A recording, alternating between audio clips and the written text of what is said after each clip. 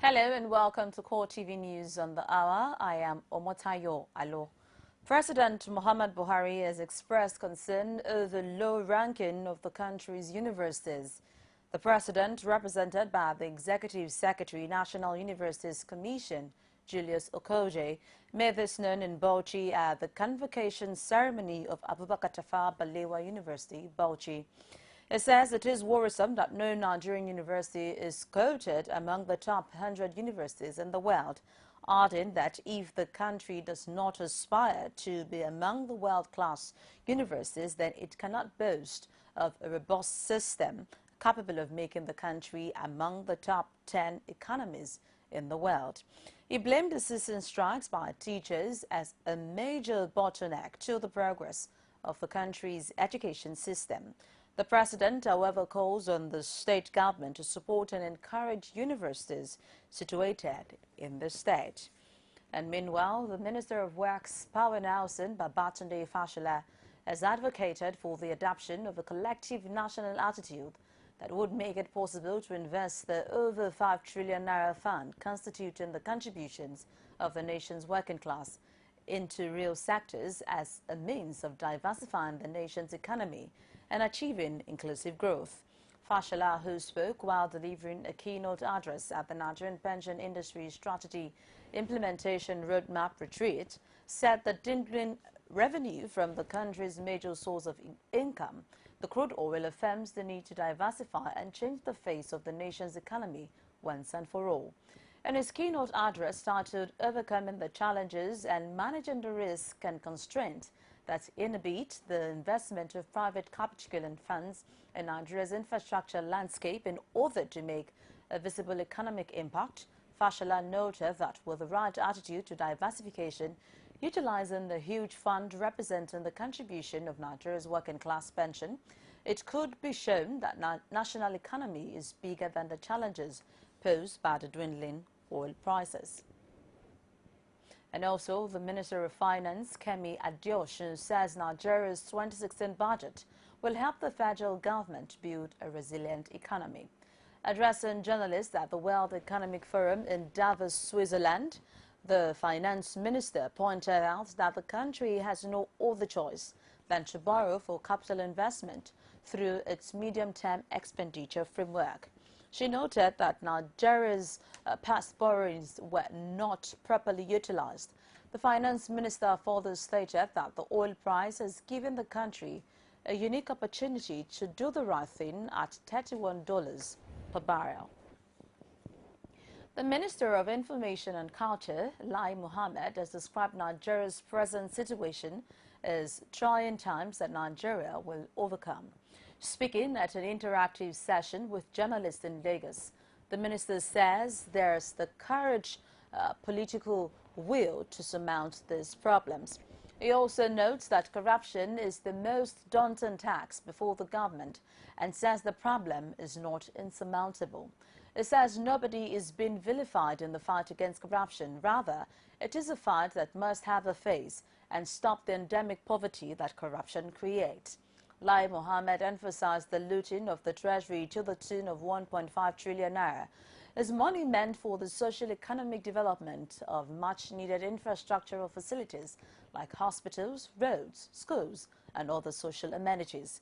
He, however, highlights the number of Dasuki Gate beneficiaries and the list of the looters amount to just 21 individuals and calls a huge sources of drains to Nigeria's economy. The 2018 date of declaring Nigeria a polio-free country by the World Health Organization, according to experts, will only be realizable if all tiers of government ensure adequate hygiene and medical care for the people. In this report, Abiola Oluwole looks at factors that could militate against achieving a polio-free Nigeria within the next 2 years. His report.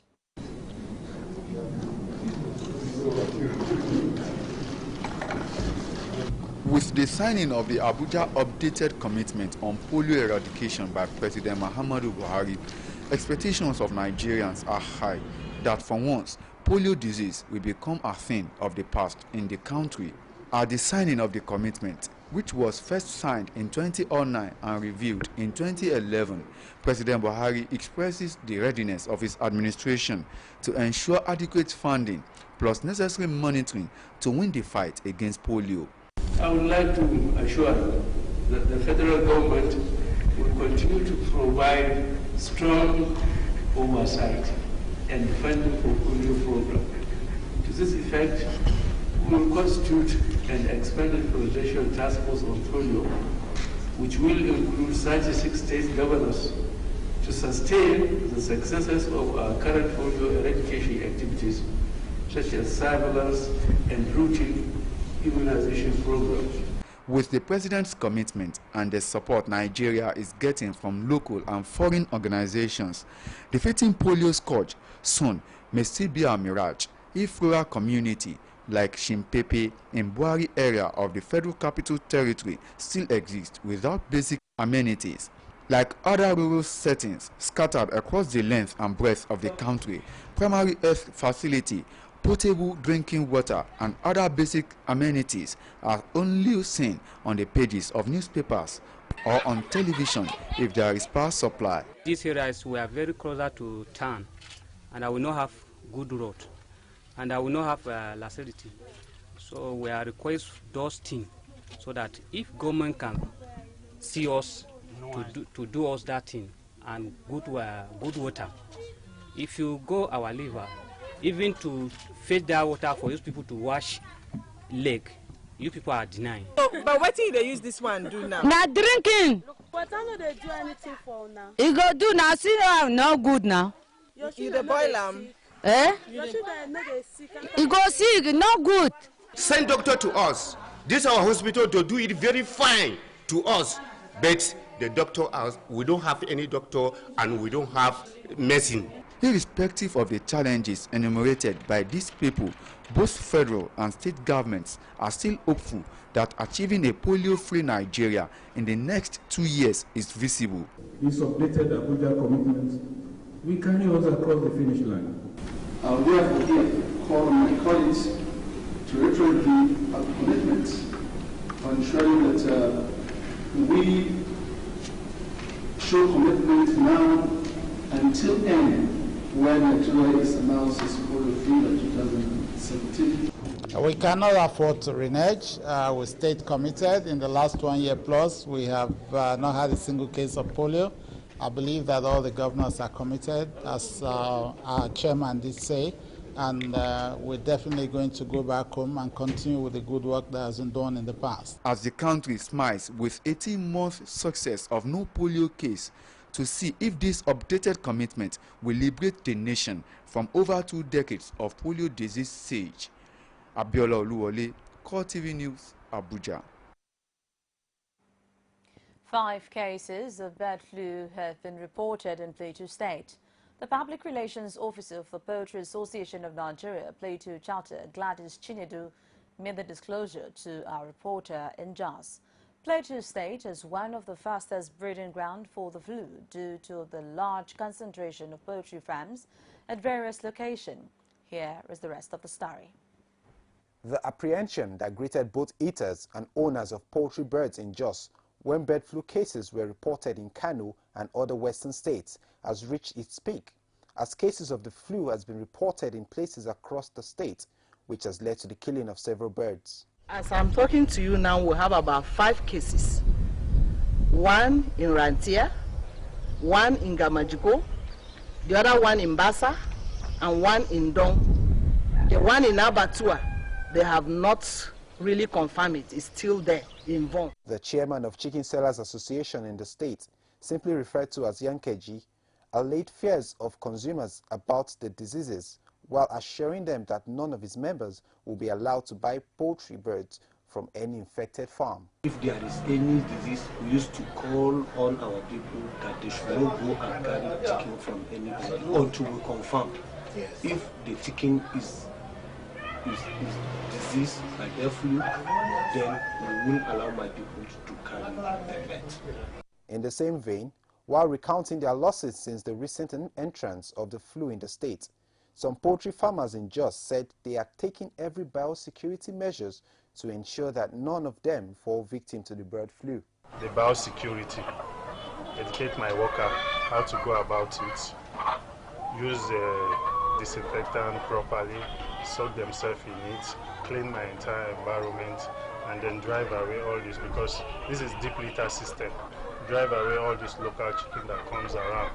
It has affected me greatly, not only me, a couple of farmers. The sad story of bird flu cases in Plateau State will not be easily forgotten due to lack of compensation from government to the affected poultry farmers whenever there is an outbreak.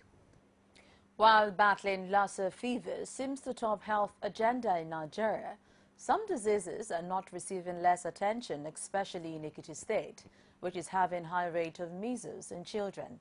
The United Nations Children's Fund, UNICEF, in conjunction with the state's primary health care agency, embark on sensitization training, creating awareness ahead of the measles immunization program to be held statewide between January 28 and February 1st. Rashid now reports. Measles in Ekiti State, according to UNICEF, is on the high rise. This is compounded by the inability of mothers to immunize their children as at when due. This trend, however, poses great danger for the state. In Ekiti State, in fact, as at November last year, suspected cases of measles is about 371 cases in Ekiti State. So there is the need for this campaign, that is integrated measles campaign. And not only that, we discovered that there are a lot of children above 9 months of age that have not even taken the first dose of measles vaccine. Alarmed with this high rate, UNICEF, in conjunction with the state primary health care, is set for statewide immunization, advising parents to present their children for the exercise. They should move out, bring in their babies. This time around is not house-to-house campaign, it's facility-based. And what we are using is the nearest health facilities to their domain, or the temporary feast posts, which we can have in the market, in the Bales or Chief's house. The statewide measles immunization exercise is to start on the 28th of January through February 1st, 2015. Rashid, CoreTV News, Ado Ekiti. Do join us after this break for more stories.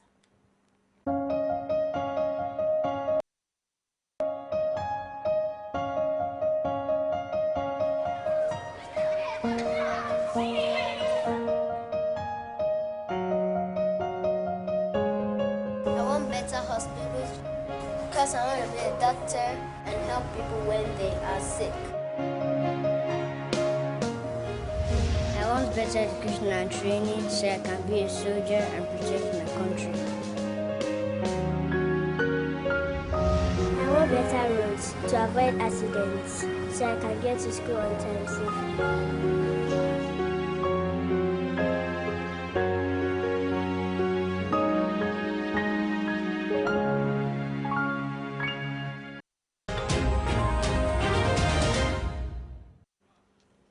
Welcome. If you're just joining us, it's CoreTV News on the Hour. For more of our news and information, do visit our social media platform, facebook.com/CoreTV News, our Twitter handle @CoreTV News NG. You could get more on our YouTube channel, youtube.com/CoreTV, live space and news. United Nations human rights experts have urged Nigeria to increase its effort to help women and children after they have been freed from captivity by Boko Haram in the country's conflict riverine northeast. 3 special rapporteurs of the UN, after a 5-day visit to the region, say there is an urgent and pressing need for effective measures to address stigma, ostracism and rejection of women and children as a result of their captivity. The kidnap of women and young girls, as well as the first conscription of men and boys, are tactics that the Boko Haram has used throughout the conflict, which is now in its 7th year. The abduction in April 2014 of over 200 students from the school in the northeastern town of Chibok, Borno State, is the most high-profile cause in global outrage. Human rights groups have said thousands of others have been seized in recent years, forced into marriage with Islamist fighters and subject to physical and psychological abuse. The expert, who specializes in child welfare issues, contemporary slavery and healthcare, acknowledged Nigeria's effort to find and free those abducted, but are of the opinion that the lack of information and the steps taken to find abducted persons, including the Chibok girls, and document cases of kidnappings and abductions remains a source of major concern. And also, the Niger Delta human rights activist and a freedom fighter, Aniko Briggs, has called on the federal government to tread cautiously by ensuring that innocent people in communities where oil pipelines are vandalized are not affected in the onslaught against militants who were said to be behind the bombing of the oil pipelines. Briggs notes that the deposit of crude oil, which is meant to be a blessing to the Niger Delta people, has brought a lot of sufferings in the form of incessant military actions by the federal government. She wants the federal government and its military to desist from actions capable of breaching the peace in the Niger Delta region. No, there are crimes everywhere. If a criminal activity has taken place, it is the responsibility of the police to seek out these criminals. And where the police cannot seek out the criminals, and we're now saying that a community like Baramatu is a threat to the federal government of Nigeria, then the federal government of Nigeria had declared war on Baramatu. Acts that will make people or a group of people in Nigeria or a region or a community to feel victimized is unacceptable, is an abuse of basic people's basic human rights. Assuming that they believe it's Tompolo that did it. If they go into Baramatu and they don't see Tompolo.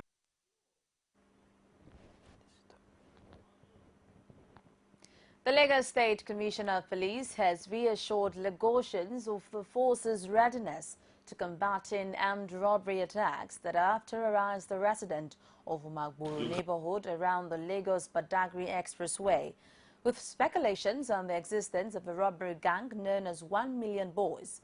The commissioner soothes the minds of Lagosians, but enjoins them to be security conscious in their various neighborhoods. You can go to those areas where they said 1 million boys are carrying out their activities. The officers of this command had met with the community there, and they will tell you that they don't know where those people that are reporting 1 million boys are getting their report. Just like with every other thing, it could be a way of distracting the police. It could be a way of laying ambush. Questions were raised over the new uniform of the Special Anti-Robbery Squad. The head of the Lagos State Police Command says uniform is to complement the identity of each officer. How complex this country is. Isn't it? It is you, my friends, that are sitting down here, that if you see a policeman on the road that is not wearing police uniform, that is operating with a vehicle that is not clearly marked police, that will send SMS to the Inspector General of Police that you have seen somebody on the road not conforming with the directive of the IG. And you are the same people that are asking me that I should cover the identity of policemen. How do you juxtapose that? That is one. Then number two, the fact everywhere in the world, the fact that someone is SAS or the fact that someone is a detective shouldn't be that it should be a masquerade. There must be a face. Is it not the same media that were accusing security operatives of wearing masks? Our friend in SSS. And you are saying that I should also turn the policemen into masquerades. You need to put faces to certain operations. Anambra State Chairman of Apex Igbo Social Cultural Group, Ohaneze Indigbo, Chris Lumuno, has cautioned Reverend Father Ejike Mbaka to check his utterance to avoid clash of interest. The Ohanese, while reacting to the state of the nation regarding the alleged vision of assassination by Reverend Father Mbaka and the anti-corruption fight of President Buhari's administration recently in Oka, Anambra State, says the prophecy is scary and capable of causing confusion among officials of the present administration. Illumino commends the anti-corruption drive of President Buhari and urges Nigerians to join hands with the present administration in building a healthy nation as unity of the great country remains non-negotiable. Do join us after this break for more stories.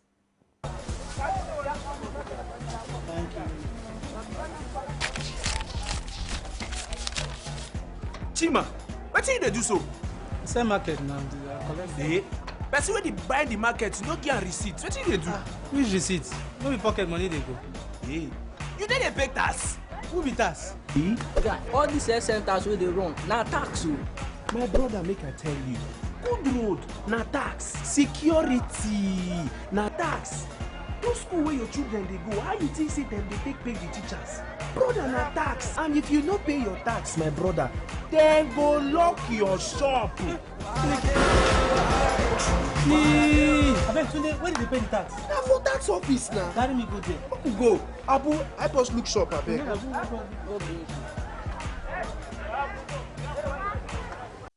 You can now watch CoreTV News live from anywhere in the world on our website www.coretvnews.com. Click on Live TV on our website and watch us live. And welcome to CoreTV Primetime Days. To follow us on Twitter, click on Twitter icon on our website. On Facebook, click on the Facebook and YouTube to see all our previous news production. You can also watch us live on YouTube. Click CoreTV, leave a space, then news. CoreTV News, our 24-hour news station. On the foreign scene, South African police yesterday fired stun grenades and rubber bullets at a group of Nigerians protesting the virtue of an unnamed 33-year-old fellow Nigerian near Johannesburg. The scene was chaotic in front of Ayop Medical Center in Captain Park northeast of Johannesburg as police clashed with protesters. The protest took place after news emerged that the unnamed Nigerian was beaten up and suffocated to death by law enforcement agents in the police van in Kempton Park. However, South African police claimed the man overdosed on the drugs he swallowed in a bid to conceal it before his arrest. 3 British travellers have been infected with Zika virus, British health officials revealed this week. As of January 2016, 3 cases associated with travel to Colombia, Srina and Gonya have been diagnosed in the UK. The British government agency did not provide further details about the cases, but added that the virus does not occur naturally in the UK. And it's a wrap on CoreTV News at this hour. Thank you so very much for joining us. My name is Omotayo.